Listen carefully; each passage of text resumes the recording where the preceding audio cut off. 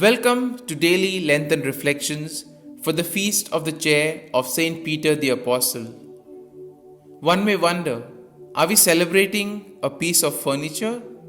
Well, yes and no. It depends on what we mean. On the one hand, there is a physical object, an ancient chair located in Saint Peter's Basilica, which is revered as a relic. On the other hand, there is a spiritual authority that this chair represents. Today's feast celebrates both. If you have ever seen the installation of a bishop, you would have noticed that part of the ceremony involved the bishop being formally seated on an elaborate chair. In Latin, this is the cathedra, from which we get the word cathedral, which means the church of the bishop's chair. It represents his authority as a bishop, especially his teaching authority. According to Pope Benedict, today's feast goes back to an ancient tradition dating from at least the 4th century. After St. Peter's travels, Rome came to be recognized as the see of the successor of Peter, and its cathedra represented the mission entrusted to him by Christ to safeguard and to transmit to the Christian community the truth of the faith. Today, we are asked to give thanks to God for the mission He entrusted to the Apostle Peter and his successor.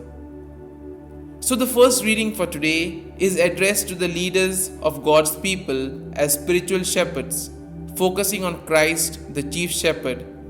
St. Peter urges the leaders in his audience to serve the flock of Christ entrusted to their care, not by lording it over them, but by serving in a truly spiritual manner and by being examples to the flock.